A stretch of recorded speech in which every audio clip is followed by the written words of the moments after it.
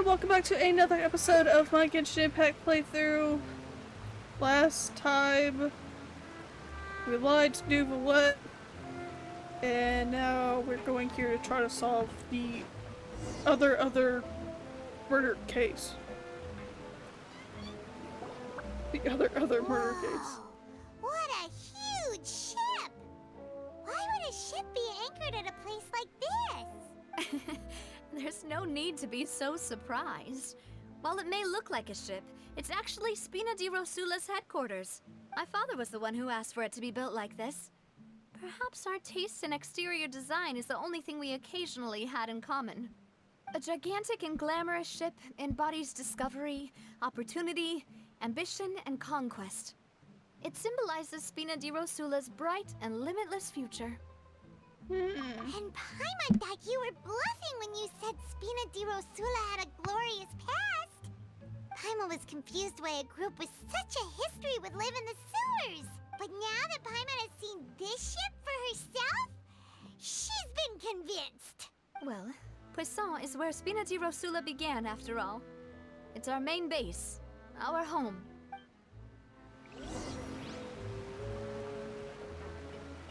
Oh, I don't actually go over there. Okay.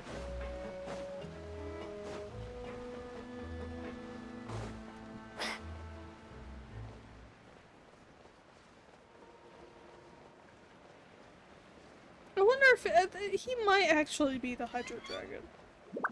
Like Nuvalet. It would make sense. Hydro Dragon don't cry. Cries after trials. Day the dad died, right after we left, after Navia talking to him. It might just make sense.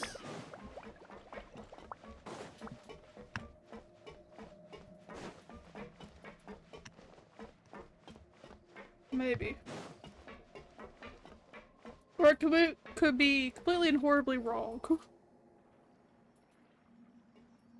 Melus, we're back! Apologies for the wait, demoiselle, and our most important partner. You said before that you still had some business at the court. What brings you back to Pawsome so quickly? About that. It's because my partner here reminded me of something really important. You see, what if my father's case had something to do with water from the primordial sea? You still remember, right, Melus? On that night, it was raining? Yes, the case was quite similar to that of Mr. Linney's. Both were what you'd call impossible murders. The same person. Could you tell us a bit more about what happened before? Yeah, of course. Many years ago, something called synth began to gain popularity in Pawsome. At a glance, it was a kind of drink that could excite your mood and produce many pleasant hallucinations. Alcohol? Wait! Didn't that guard guy who turned into water also mention that the primordial water could be used to produce some kind of potion? Yes, he did. Considering what we know now, it's almost certain that synth is created using water from the primordial sea. If you drink synth for an extended amount of time, you'll suffer many side effects, such as losing the ability to focus or control your emotions. And if you were to stop drinking it completely, you'll experience flashes of paranoia and anxiety while lacking energy to do anything. It's an extremely dangerous substance. As he oversaw Pawsome, my father was compelled to put a stop to synth abuse and called for a complete ban of it. Boss's uncompromising attitude incurred the synth vendor's wrath, but no matter how much they threatened or bribed him, he refused to yield. Not only that, Boss became determined to find the mastermind behind the synth operation and put an end to the problem once and for all. Yes, but the enemy was very cunning. So he could never get anything out of the dealers, all of whom only sold the stuff and weren't privy to the rest of the operation. Recognizing that, my father decided to contact the dealers in secret and cultivate personal relationships with them. Finally, he was able to convince someone to become his informant. The man's name was Jacques.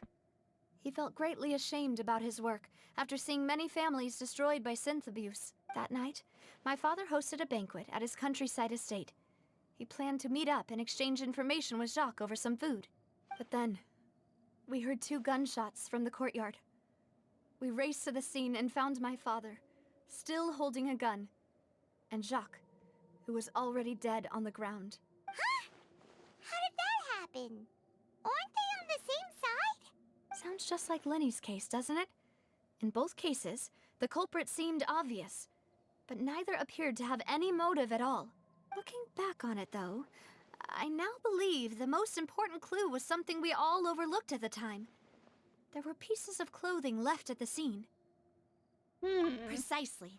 It's all thanks to you that I made the connection now. Back then, we all just thought they were some costumes that Jacques used to disguise himself at the banquet. But, considering it now, it's almost certain that they belong to a third person at the scene. With one extra person, we'll also need to reconsider why the 2 shots were fired. You're right. We still don't know what happened. But my intuition tells me that we're on the right track to figuring it all out. I'm finally headed towards the truth. Jacques was an empathetic man who was infinitely remorseful for his past actions. It's unlikely that he turned on Boss with 0 warning. I think this third person is probably the key to the full truth. On that note, however, even though this will not please you, demoiselle, as your and your father's butler, I must still offer a word of warning. Our opponent is insidious and cruel. They are extremely difficult to deal with, and Boss has already lost his life trying to bring them to justice. Even though Spina de Rosula has lost most of its former glory, Pawsome has welcomed a new time of peace, and there is no need to follow your father's path. It would be both wise and in line with Boss's wishes to step back and give up on the case. If that's indeed what he wished for, then he should have told me that himself. Was I not the closest person to him? And yet, I was the one most kept in the dark. What was the point of him dying without sharing any of the secrets he knew? Did he manage to protect anything in the end? Synth is still here. Callus the Unfaithful is still his epithet. And Spina di Rosula is barely getting by. Nothing has changed. Did he think I'd just accept his meaningless death and live out my life just as meaninglessly? I've never accepted that. Ever. Not since that day, and certainly not now. I want to find out the real answer for everyone's sake. For the missing girls, for the victims, and for myself. Navia. This is indeed the best moment to act. Your partner appears to be quite reliable, and more importantly, demoiselle, I think you're also ready to take this on. So you do know something else, Maloose? Yes, I do. In fact, even before that banquet, Boss already knew of the connection between Synth and the serial disappearances case. But what drove all the tensions to the boiling point was the revelation that you, demoiselle, had been selected as the next target to disappear. What? Boss also didn't tell you that he had been diagnosed with a rare illness. The doctors told him that he had no more than 5 years left to live. And the serial disappearances case caused him great anxiety. Man, that just went downhill fast. 5 years was nowhere near enough time to resolve this long-standing conflict. But once he passed away, all the danger would pass on to you. Knowing all of this, he decided to use one final intimidation tactic before his death. He claimed to have already gotten his hands on some key incriminating evidence for the other side, and even told some members of Spina di Rosula about the details.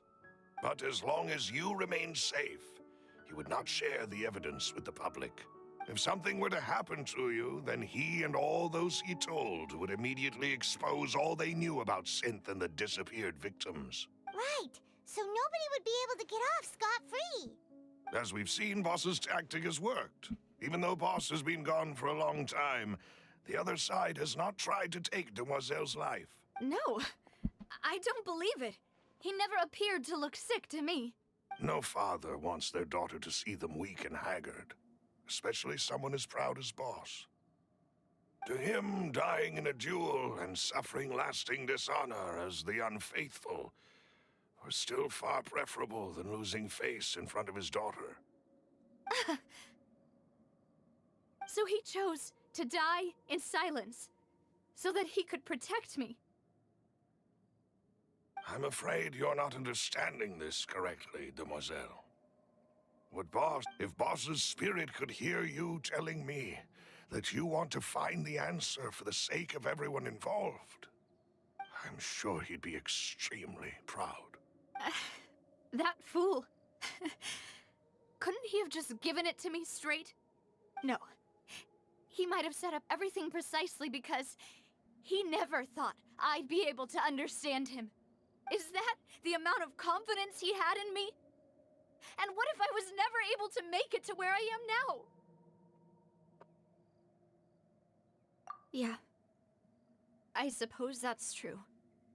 With the way he'd set things up, if I had wanted, I could have just lived out my life without a care in the world.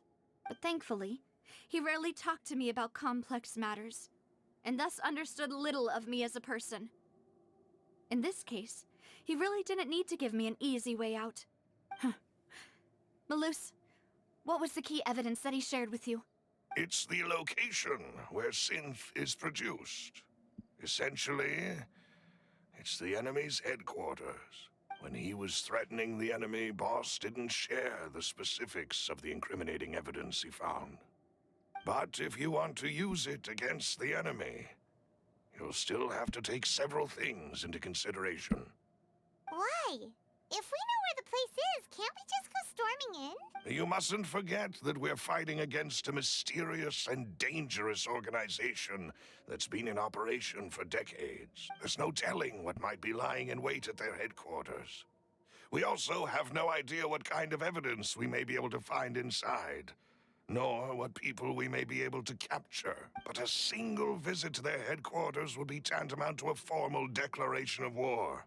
The worst case would be that we leave empty-handed, but also open ourselves up to full retaliation. Then, in that case, why not work with the Fontaine authorities? Well, you saw one of them dissolve during Mr. Linney's case. We have no idea just how thoroughly they may have been infiltrated. Huh. That's true. Seems my father really had no choice. But things are different now. It should be a lot easier to prove the other side's guilt, now that we've connected Synth with the disappearances case. You sound like you've put a lot of thought into this, Malus. I am the butler, after all. I live but to serve the boss and Demoiselle's will. I've always been willing to take on any kind of risk for your sake. But considering my relative lack of ability, I've spent my time keeping secrets, performing basic investigations, and waiting for the right time to come.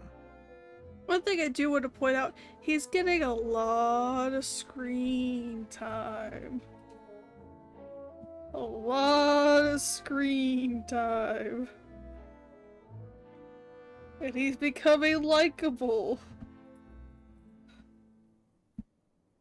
Gonna kill him off. They're gonna kill him off. Thank you for all of that, Malus. Have you discovered anything new in the past few years? Let me think.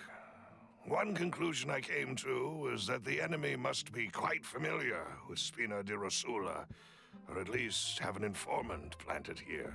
When I announced orders to the organization's members on Demoiselle's behalf, I used to deliberately keep a few people in the dark and observe the reactions of the synth vendors. If the vendors didn't change their plans, then the individuals informed of our orders must be innocent.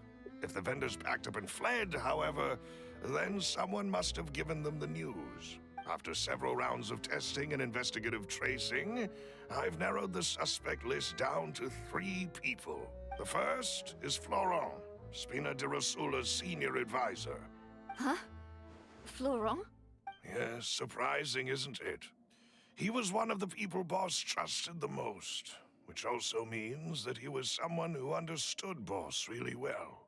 Thanks to his position within Boss's innermost circle, He always knew our upcoming plans and could thus avoid capture this whole time. There's someone else like him too. Marcel, the head of Confrérie of Cabrières. Uncle Marcel. It's a guild in Pawsome. A boss helped it to grow to its current size and prominence. In the beginning, they were only reselling some daily goods, but now they're one of the richest guilds around with a lot of business connections in the city. So, they're like a sister organization of Spina di Rosula? Yes, you can say that. When we were fighting against the synth dealers, they provided us with plenty of support. It's a bit difficult to imagine someone using their own money to hunt down themselves. The final suspect is Thierry, the man responsible for coordinating information between Spina di Rosula and the guards. Although the guards mostly leave us to our own devices, there are still many activities we have to report to the local authorities. Since Thierry is always in the know about our current activities, he could theoretically always plan one step ahead. I see. These are all people who I communicate with quite regularly. To think that the enemy we've been fighting against has been right next to me all along, among those I trust the most. It's almost too hard to believe. If you want to investigate them, please take every precaution to not alert the quarry. Judging from our experience, the enemy is extremely cautious. Of course. And thank you, Malus. You've provided us with a lot of great information. You're too kind, my lady. I'm just doing my duty. And before I forget, proving Boss's innocence would also mean clearing him of blame in Jacques' death. After that incident, Jacques' wife and daughter were taken into the Spina's care. They still live in Pawsome today. If it might help, you could also pay them a visit. I can make the necessary arrangements. Aw, thank you so much, Malus. You really are the best. A new case awaits, my dear partner. Leave it to me. I hope we can work together to uncover the truth and end this case once and for all.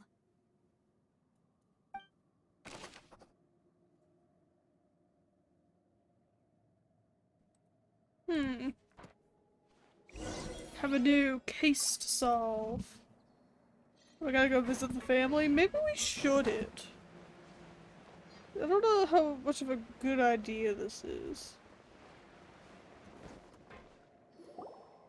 It is settled, then. Oh, it's like a little Please kid. excuse me, and enjoy your conversation at your leisure. Oh no. Thank you for arranging everything for us, Malus. Excuse me, miss. Do you need anything from us? Oh, look at the kid. Oh, Hey, Navia's all quiet. This isn't like her at all. Let's not bother I'm her. sorry that I only came to visit after all this time. After what happened, I didn't know how I was supposed to face the two of you.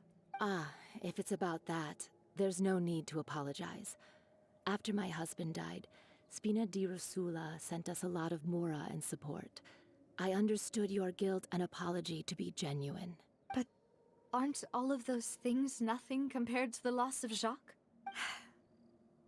I can understand the kind of pain that comes with losing a father so needlessly. You don't understand at all.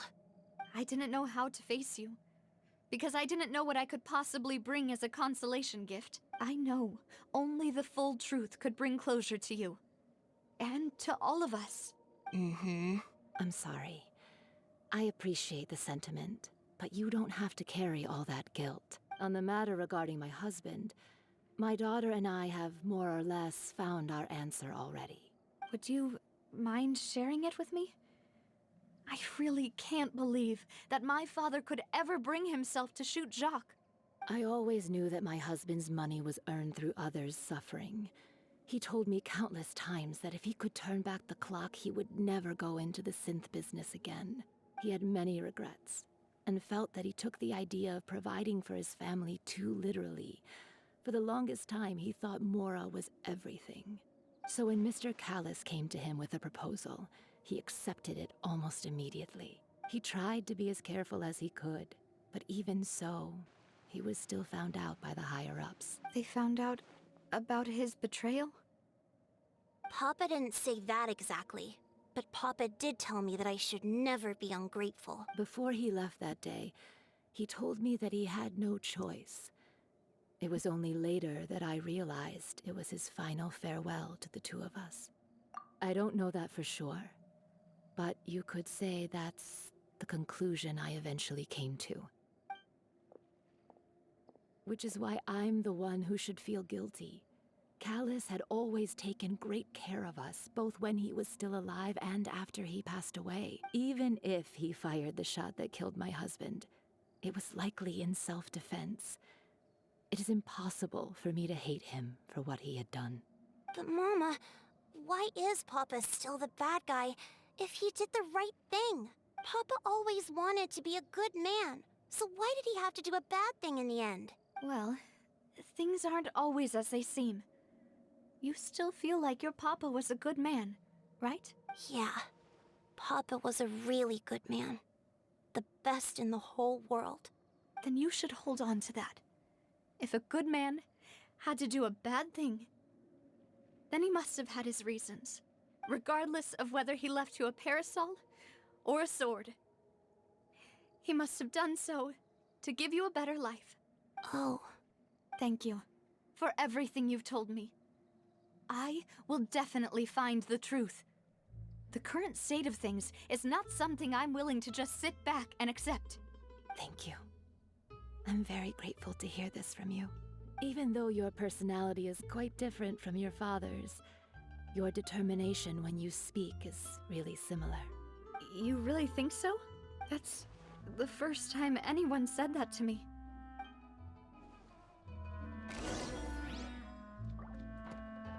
Well, that'll be it for this episode. Hope you guys enjoyed. I'll see you guys next time. Bye!